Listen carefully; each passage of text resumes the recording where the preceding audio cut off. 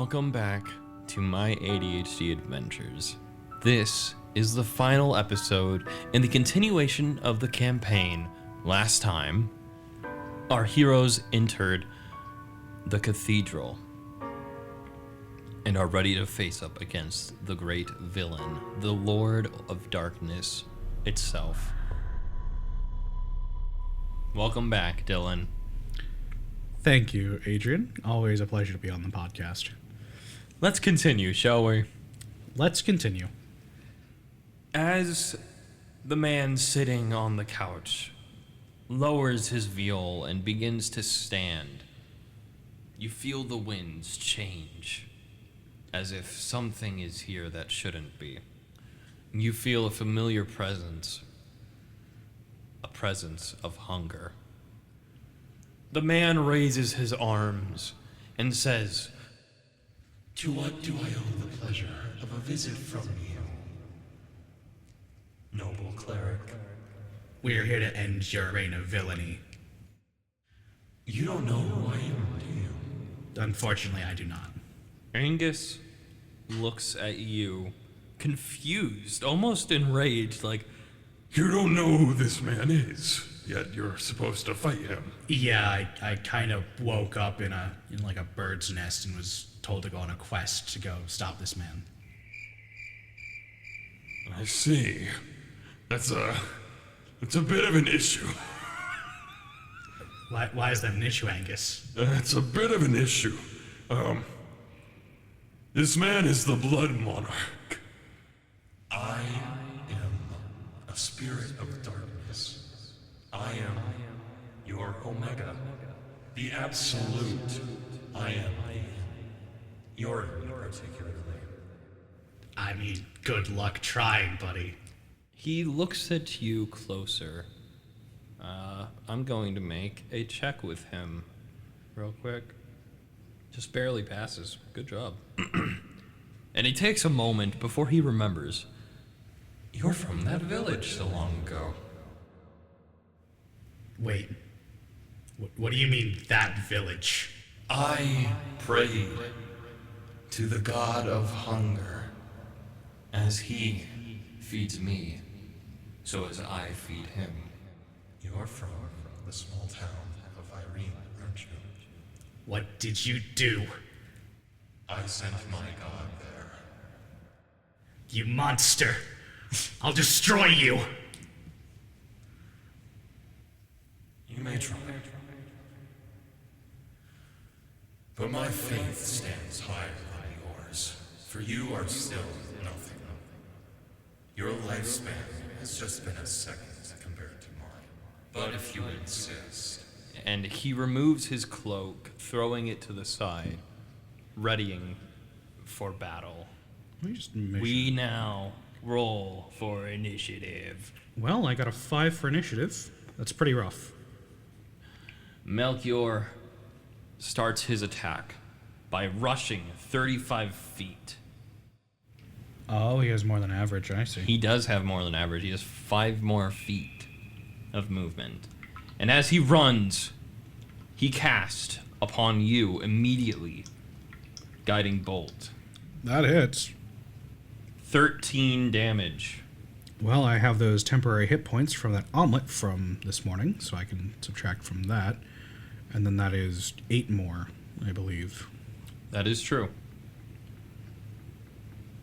Done 29 health. And he will cast a bonus action as well. He cries out to his god as you see a pair of maws appear around him, protecting him as he casts Shield of Faith. So everyone has Shield of Faith. Everybody in this campaign has Shield of Faith. That's hilarious. The only reason I picked it was because it was a callback. What the heck? Angus's turn now. Angus will immediately rush forward his 30 feet. And Angus, unfortunately, doesn't have anything he can really use other than a javelin. And he misses. You see Angus throw his spear at this creature of the night and just barely begins to go off course as it flings past him. Angus realizing this is a very dangerous situation, will clasp his hands together as a bonus action and also cast Shield of Faith on himself. Looking back at you, he will say, Forgive me for not choosing you, but it looks like we're up against a great threat. Please tell me you can prepare yourself. I can prepare myself. I think I can handle this. And on my turn, from where I am, I'm gonna cast Guiding Bolt. oh yeah, you have Guiding Bolt I have too? Guiding Bolt too, yeah. So I will be casting Guiding Bolt then. I don't think you explained it last time, so I will. I did not. A flash of light streaks toward a creature of your choice within range. Make a ranged spell attack against the target. On a hit, the target takes 4d6 radiant damage, and the next attack roll made against this target before the end of your next turn has advantage, thanks to the mystical dim light glittering on the target until then. So now I will roll for my attack, because I have the ability to roll for Guiding Bolt. That does not seem like it's going to hit. That is not hit, no. All right. Does that expend a spell slot? Yes. All right. And as a bonus action, Are you gonna do it? I'm also going to cast Shield of Faith. So that will take me down to 2 first level spell slots left. And that raises my my armor class to be a 19 for the duration. Does that end your turn? That will end my turn, yes. Melchior is going to immediately rush up to Garvel and grab his armor and cast Inflict Wounds. Oh no! Audio listeners, Adrian just rolled a natural 20, and with modifiers, apparently, that's a 28. I think I'll be using my next That's a turn 27 because it's a crit.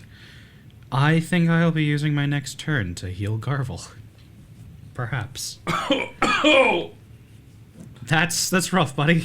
He's at 6 HP. And he has to roll for concentration on the Shield of Faith. Yep. Please, concentration. Oh no. Oh no. Oh no. Oh no. Oh no, Angus. You just see Melchior rush at him and grab his chest plate, and immediately decay start spreading across the front of Angus as he screams out in pain, and you see a lot of, like, part of his armor almost wilt away and crack from the touch. Melchior laughs at this. And then Angus has a bonus action, or not Angus. Melchior will use a bonus action, Insightful Striking. Oh, this is going not at all like I wanted it to. And that'll end his turn. Angus is now bloodied, nearly on like the gates of death, practically. And so he is going to take the action. No, he's going to stand his ground. Angus is going to stand his ground and swing his warhammer. But because of insightful thinking... Oh, wait, no. He doesn't get disadvantage. That's good. Oh. It misses. This is not going how I thought it would. Well, I know what he is going to do at least. He's going to cast another Shield of Faith. How many spell slots does he have? He just ran out. Oh, God. That's crazy that he even managed to hit. And that's going to end his turn. Oscar, it's your turn. I think we have limited options here, because Garvel is about to die. You guys haven't even landed a hit yet. Oh, I know, we haven't landed a hit yet. For the listeners' knowledge, by the way, I do want to make it clear.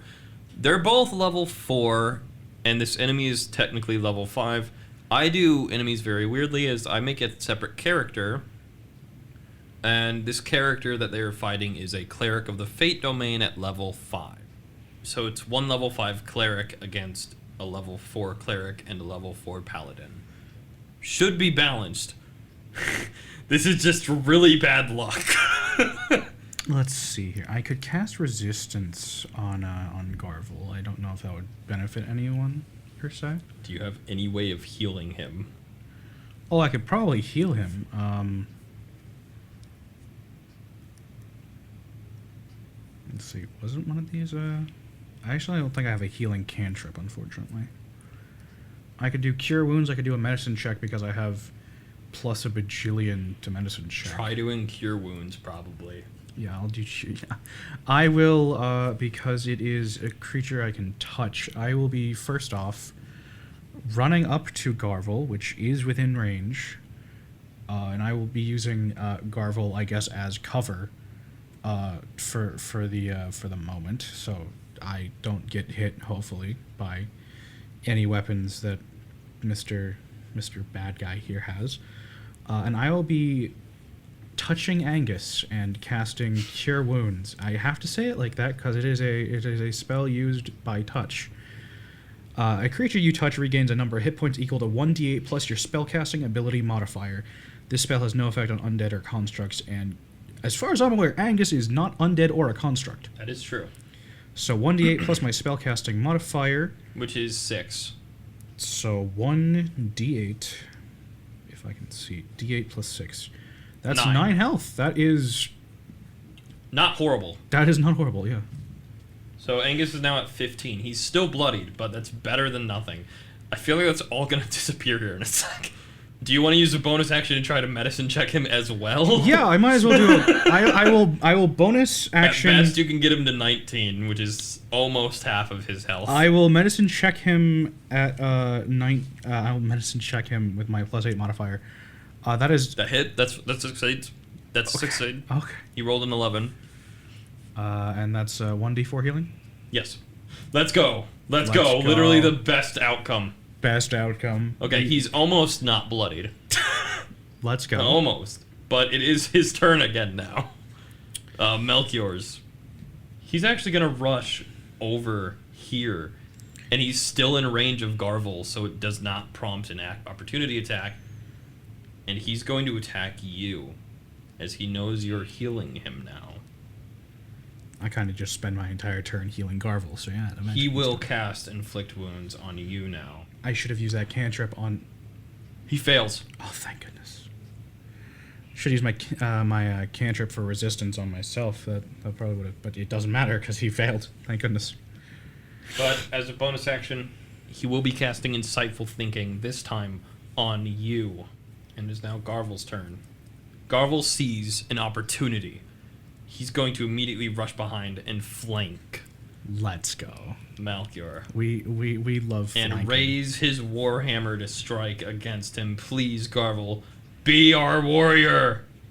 Let's go! Let's go, Garvel! He hits! And he's going to use his Divine Smite. So, and since it isn't undead, it's a Domper, which is an undead classification. It's 3d8 radiant. An additional 3d8. So first, 21, 24 damage. Let's go. Not bloodied yet, but very close. And that will end Garvel's turn. I do have to tick it down to 1. I didn't tick it But down. I need to, before actually it moves to your turn. Let's go! He loses his constitution. He no longer has Shield of Faith. Melchior. Yes. Okay. Melchior is brought back down to his regular AC. Perfect timing for me to be right there. Should I use my last first level spell slot to cast Inflict Wounds on him since I am right there? You could do so. But then I won't be able to use Cure Wounds if Garvel gets... It's up to you what you do here. Yeah, I know. He is almost bloodied, so... I guess doing Inflict Wounds is probably my best choice because, again, I am, like, right there. I can attack him, and I can touch him. I'm like Voldemort. I can touch you now, and then I just attack him. I can touch you now. Inflict Wounds, public roll, 21. That hits. Let's go! 3d10 necrotic. Just roll the thing that it says for it next to it. All right, it is hopefully rolling. Oh, I gotta choose what level. Level 1. You Yeah. only have access to level 1, right? He's definitely bloodied, but he's not dead. Well, I still have a bonus action, right? That is true. Now, none of my cantrips are bonus actions, unfortunately. Does Garvel have Shield of Faith active? You can only keep it active on one person currently. Yeah. And he does not, I don't believe. You would have to let go of yours to give it to him, though. Yeah, I'm thinking I might have to do that. Or no, he I thought he cast it again. did. Okay. He still has it currently. All right, then I won't be transferring my Shield of Faith to him to protect him, unfortunately. But I think that ends my turn. All right. Mind you, I forgot to roll with advantage because I'm flanking. Melchior now will use something. I can't wait.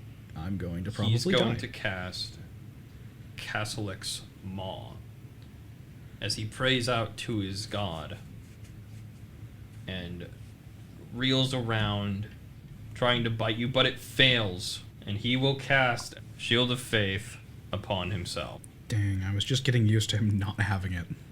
I know, right? But it's Garvel's turn now. Oh yeah, I should probably take my last spell slot away. So Angus Garvel.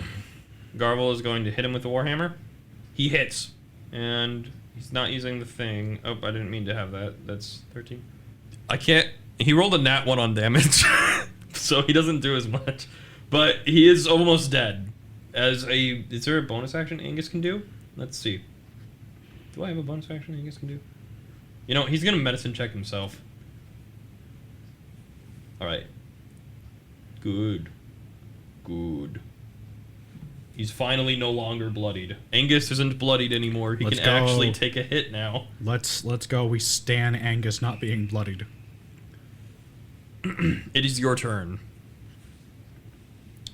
All right. I'm reading this, and I might be stupid for reading this. Would casting Moonbeam be a good idea right where we are? What is Moonbeam? Paste it for description only. For the description whole thing, only? yeah. The chat. The chat bubble. Yeah. Just read through that real quick. Because it does do damage. You'd have to all take a Constitution saving throw. Do you think it would be worth it? Could Garvel tank that, maybe? Oh, wait. It's 5-foot radius. Half as much damage on a successful save. A 5-foot radius. That's still a circle, so if you put it on, say, here, you'll both still be taking okay. damage. And if we were to... Okay. And if you put it on you, only you and him would be. If you put it on Angus, only him and him would be. If you put it here, it would only hit him. Okay. Can I cast a Moonbeam right in that radius you've just selected? Yes, you can. Okay. Constitution saving throw. He'll only take half damage you roll if he succeeds. So either way, he's taking damage. He passes, He still takes... but he's still going to take half of the damage. So, should I roll roll 2d10. Okay, I will be rolling 2d10. And then we'll just divide it by 2. That's d12. Hold on, where's d10? I'm looking behind 2d10. the character sheet. That was a d12, so... I know, you need to roll 2d10 though. That was abysmal. That's... Okay, he's That's taking 3 damage. I could You're have done better slowly if chipping away at him. I... Could have done better if I stabbed him, I'm gonna be honest. Does that end your turn? Since it only triggers the attack function when it first shows up... Or, hold on.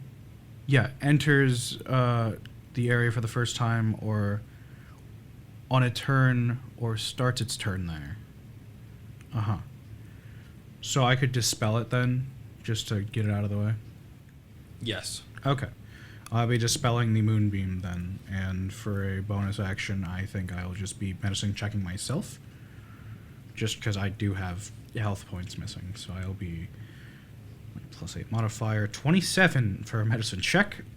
Basically almost a nat 20. Let's go. Mm-hmm. So 1d4 healing. That is the best I could have gotten. That's a 4. Okay. Up to 33 now. Do that again, and I'm topped off. All right. Good round. Good round. All right. Oh no, the bad guy goes. Yep. It is now Melchior. the bad guy's turn. Melchior. Melchior, yeah. He is going to use his Channel Divinity, Strand of Fate, as a bonus action. At 2nd level, you can use your Channel Divinity to see manipulate the strands of fate that weave around other individuals. As a bonus action, you can enter this state for up to 1 minute or until you lose your concentration. For the duration, Whenever another creature you can see makes an attack roll or an ability check, you can use a reaction to give the roll advantage or disadvantage. Oh, so if we attack him, he can just impose normal on Yep. us. Because instead of it being disadvantage, because we're advantaged, because we're flanking, it would be normal. I see. We're doomed. And he will use... Oh, that hits you, definitely. I can tank it. Maybe. That's his last first level spell slot. Swell. Now, I'm not saying there's something wrong about this, but is this character like? Did you like? Did you do it right? Yes. Okay. It's 3d10. He Two, just three, rolled four, 8, five, 9, and 10. six, seven. So... And then minus 20. Minus 20 from that is 6. Oh, no! Now I'm the one who needs healed. Oh, I could tank one hit. I am just on death's door now. It's Garble's turn. I Garble... I prefer to stay alive. Garble sees the situation and immediately runs over to you, giving up the flank by 10 feet. And as an action, he will use his lay on hands for you to gain 20 HP. Angus always knows what's up. Mm-hmm. Oh no, and that's all he can do for that turn. It's your turn now. All right. I'm going to use my new short sword, which is an IOU from the smith from Onks, and I'm going to pray that this somehow works. Did I click on the right one? Because it's highlighting the other thing. No, I did. Okay. That did not work. Okay. I got a 9. That does not attack anything. It does not hit, no. Cool. So for a bonus action, I'm going to be medicine checking myself. Actually, I just remembered something. We discussed this previously. I think this is the correct one. Yes, that is correct. Your relentless nature allows you to regain 1 HP as long as you are below your maximum health. Oh, I thought I was still on 6. Never mind. I don't think I'm below half anymore. No, below maximum, I think, right? Oh, I thought it was half your hit point maximum. half your hit point maximum. So no, you're not below Okay. that anymore. Well, that is good to remember at some point Yes. in future use. You haven't been below it other than that one time anyway. When I was at 6, yeah. Yeah, but you immediately got lay on hands. Yeah. So, So I will be doing a medicine check then. That's a yes, 12. So, that passes. Okay.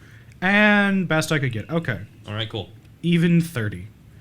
And that ends my turn because I could not attack with my short sword. Melchior, Really wish I could. it's just Melchior's turn, and he's going to actually do something horrible. He's going to cast the inflict wounds at level 3. That's gonna kill one of us. That hits. Oh no. Please don't take Garvel. Please don't take Dun dun Garvel. dun dun dun dun dun dun dun dun dun dun. That actually isn't bad. Dylan. Oh no, wait, that's 2 numbers. Dylan, Yeah, Adrian? you see Melchior reach over and grab Garvel by the head No! as he slowly crumples to the floor, out cold.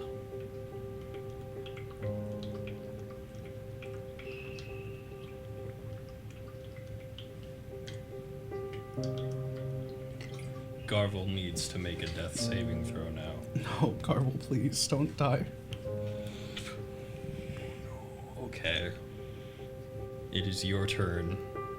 My turn. I'm gonna, I guess, attack again Melchior, and I'm gonna pray I can medicine check and not kill Garvel. So I'm gonna go with the short sword again, even though last time it kind of. Oh, okay. That hits. Never mind. It didn't bite me. A in 23 the hand. hits. All right. Let me roll for damage, and that is 7 piercing damage. Oh, he keeps us shield of faith, Well, unfortunately. drat. But he is so close to death. He is so close. He is so close to death currently. Melchior is bloodied. You are running low on spell slots. Garvel is downed currently. This is very intense. And so we will be back after this short ad break to see what happens and who wins. Stay at the edge of your seats, folks. Welcome back to the show, and let's continue with this intense battle. All right. Where we left off, I had just used the short sword, and I had injured Melchior. And now I'm going to use my bonus action to do a medicine check on Angus and pray that I don't get a natural one, or he Please. will just, I think, die. Don't get a natural one! Please. +8 medicine check, please. Oh! Oh, Lordy! 25! Oh, Lordy! Angus isn't going down today. You're giving him some HP. Time to see how much of a D4 he gets. Okay, you know what? It's fine. That's better than nothing. And he does have 1 exhaustion now. That he does. Do you want to explain exhaustion real quick? Or no? So, for the listeners, exhaustion is... You can get 6 exhaustion total before you just straight up die. And exhaustion allows you to take an additional action, but at a cost. So the first level of exhaustion gives you disadvantage on ability checks. So Garvel now has that. Exhaustion also comes in when you go down and are back up. But it is now Melchior's turn again. We just went through one of his turns. And he's going to look at you. He's going to look at you and say, You're being a real pain in my side currently. Why must you bring back this large oaf? This large oaf you speak of is my friend Angus Garvel. And together, the two of us are going to destroy you. As you say this, Angus takes this moment for an opportunity attack, but unfortunately misses, just still recovering from being resurrected from near death, panting as he tries desperately to attack once more with his turn, immediately running behind and flanking him. But he has his... Unfortunately, he still has his insightful thing active on both of you, and so he calls it forth to make this a normal hit from Garvel. A normal hit, you say? Welcome back from the dead, Angus. Oh, wow. Dang! Angus Garvel just rolled a natural 20. Send it home, baby. 22 damage. And with that, you see the vampire be slammed into the ground, dying on impact, as he looks up at you, bloodied, on the ground. This isn't how this was supposed to go. And he gasps his last breath, as Angus falls to his knees, leaning against his warhammer, exhausted from the fight. Can I medicine check him real quick? Yes. All right. I cannot kill him with this, I don't think. So I'm going to medicine check and... Cool, roll a d4 for how much damage you just do to him. I think I could kill him with this, actually. Yep, okay. I downed Garvel. You go to help him, and instead you just put a finger in his wound, and he's like, ah! This is why he becomes evil. This is why. This is his villain origin story. This is his villain origin story. Cool. Well, I can't get another natural one. No, you just bring him down to 1, we'll say. As you kind of hurt him there, and he's like, I got this, don't worry. and he places his own hand on himself and casts a lay on hands. I was trying to be helpful, man. Almost killed Garvel. And he's no longer bloodied. As you finish the blow and Angus looks up to you, he says, We've succeeded in relinquishing the enemy. Help me stand. I reach out and take his hand, and I help him stand. Angus pats you on the shoulder, leaning upon you as he is still very weakened. And as he does so, you feel something. You begin to crumble almost. As a revenant, you have completed your goal in avenging your town. Oh no. Oh no. Your body slowly begins to turn to dust, starting with your fingertips. It's a very slow process, so Angus looks at you and asks, Were you poisoned? What is happening? I think I completed my goal, Angus. What do you mean? What does this you mean? I'm a revenant, Angus. Angus tilts his head as he's not the smartest person in the room, not entirely sure what you mean.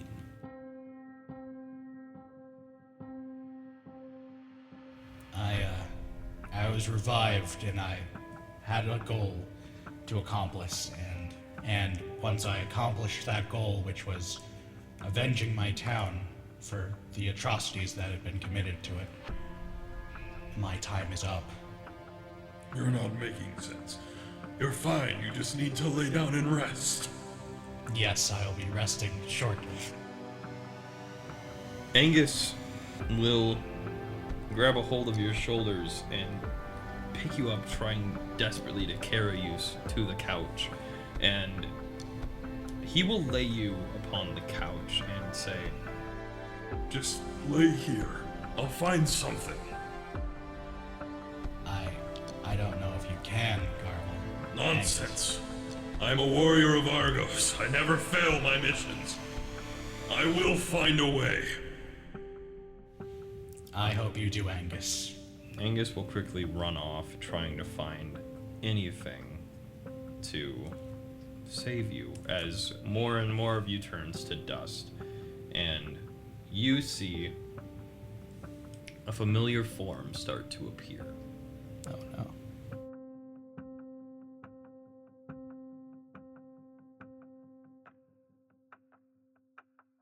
Sarum shows up next to you. I see you've completed your goal. It seems I have, yes. Sarum watches you fade away and asks if she can offer anything in your last moments before you rest and return to the afterlife. Well, I owe this smithy in Onks this short sword, and please look after my friend Angus.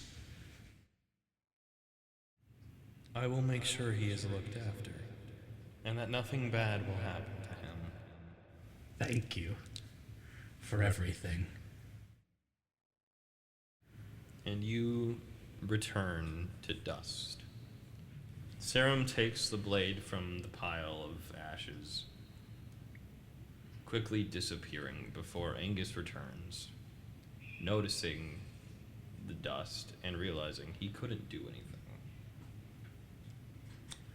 And he will take the dust and grab a goblet nearby and put the ashes, the dust, into a little goblet. And when he returns to Onks, he will buy a small vial and put them in the vial and wear it around his neck.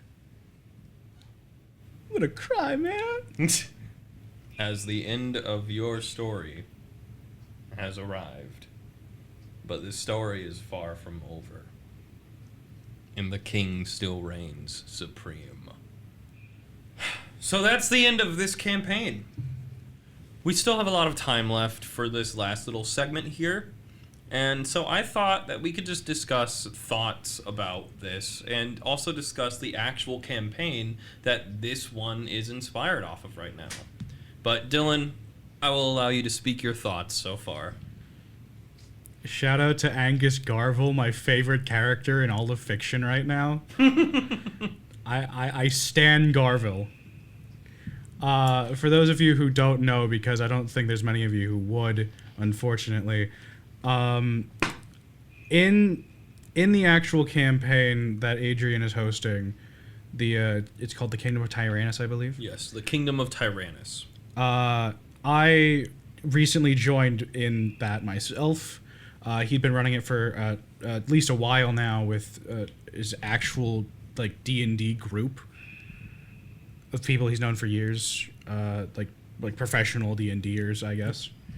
And in my first private session for the campaign, I had a forest encounter, and I was saved as my other character in that campaign. The other campaign, Kingdom of Tyrannus, I play a drow named Alberic, who is the Master of Coin, or the ex-Master of Coin, or I guess, again, the Master of Coin. He for did the kingdom. join back for the king, yes. Yes, I didn't remember if he had actually gotten the title back. He is the Master of Coin for the kingdom, and he was traveling through the forest.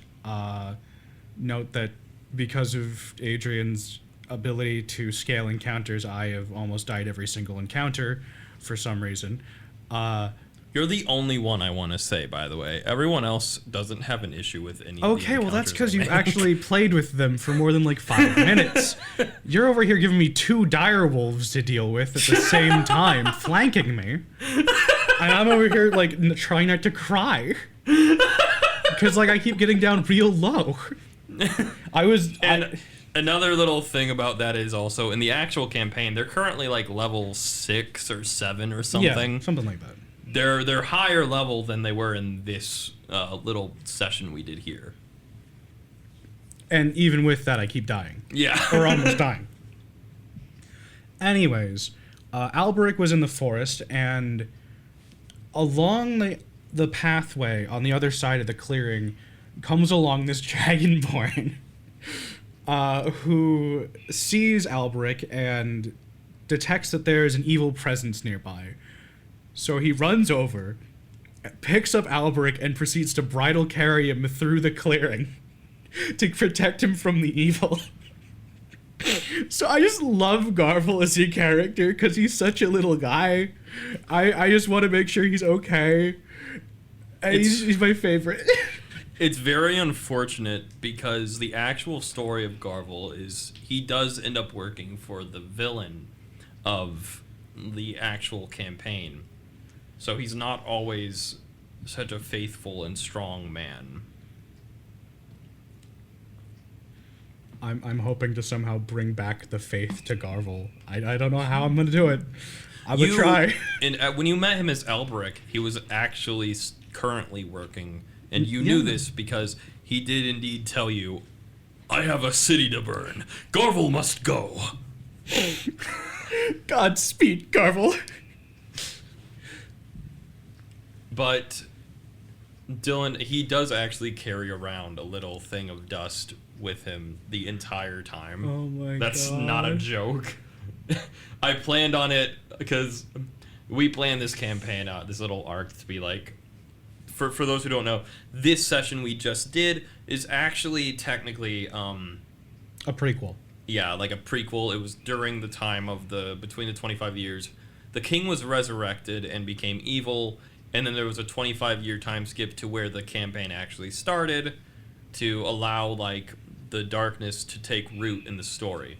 This campaign, this little mini session, took place in between those 25 years.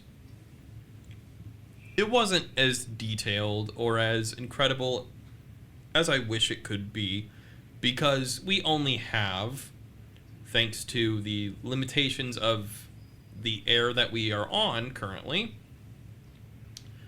we only have the limitations of an hour each episode, 25-minute segments. But this brings us up and segues me into this. I am thinking of posting this onto YouTube at some point. whether I make a separate channel for it or use my own channel at Adrian Music Prod to post it. I will find that out soon. And if enough people enjoy this, I will start making more of this stuff. Probably not this campaign, since it is technically A concluded story. a concluded story. It's also ongoing as the actual campaign, but I can still give little lore. I could do document stories, like audiobook type stuff, and give you guys the lore of the campaign, like what happened to Garvel, what is going on with the king, who Elrin is, because his name hasn't even been brought up, but he's a very important character in this story. Give you stories about what happened to Albric and updates. If people are actually interested in that stuff, I will gladly do so, as I love D&D. We've done 4 episodes on it now, this being the last. And so we'll just take these last few minutes, though, to actually talk about what we've done and the podcast in general, I think. Sounds like a plan. And so, first, I want to open the floor. What did you think of this mini session? I really enjoyed it, at least 70% because of Garvel, because Garvel is best boy.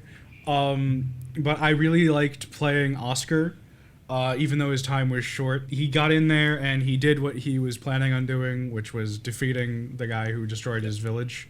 I did have a lot more planned. The issue is, again, the time restrictions really did, pin me against a wall, basically, because I couldn't do as much as I really wanted to in this. There wasn't as much room to grow these characters, I don't think. And so I'm hoping to have the chance to do so if everybody wants that. Because I don't want this to be like the standard, listeners, I don't want this to be the standard you think all my games are. No, I mean, the King of Tyrannus is, top tier. This was, second or third shelf. It's not, the best work you've done, but it was pretty good for what it could be. So I appreciate all the work you put into this. And then Ace Project is a completely different subcategory, because it's different rating and all that. And Zombie Game. Zombie Memoir is it is one of my favorite things that has ever existed. That is still the golden standard, I bet. Yeah. Golden standard for its type of game, at least. Yes. I think, obviously, actual Tyrannus, D&D, the full-on D&D Tyrannus, stuff, I think, is definitely Tyrannus the golden is- standard currently. well, 'cause for you, at least. I've only played the one game, so yeah, it's the golden standard. The golden standard for me, personally, in actual D&D, is actually the current campaign I'm in with my friend Jacob. Really? Yes. As he does so much incredible storytelling and such beautiful characters, he's actually the campaign that I play the character Isaias in. Really? Yes. And it's just, I know I've talked about him before on this podcast. He's awesome. He makes really great stories, and he inspires a lot of what I try to do. Nice. But continuing on, do you ever think that you would host an actual D&D campaign? It would be a lot more work than I have ever put into a campaign before, but if there was a time to actually do it, it would probably be for this upcoming one I'm working on, planning out and everything. Wouldn't be that hard to probably put everything into that, because all I'd have to do is just use a new system. I have just ideas at this point, so it would just be putting those ideas down into the actual interface. It's about all it would take, really. The issue I see with doing it, besides my inability to comprehend the full scope of what I would need to understand, is that I just, quite frankly, the players, it would be a very high bar of entry for the actual players that I would be hosting this campaign for. Also, I haven't a clue how on earth to put in anything custom at all. Yeah, that is true. The custom, as you can see, I've kind of stopped doing custom things with Tyrannus, personally. Well, no, that's not true, because I do technically create the enemies differently than, the rest of my group. I don't know if I'm certainly probably not the only person who's ever done it. but I believe I mentioned it before sometime this episode, that when I do a major boss enemy, or like an actual enemy that's meant to be for story purposes, I don't make it like an NPC or companion paper or like a little stat block. I do an actual full-on character sheet and give them a story, a purpose, stats, a goal, everything.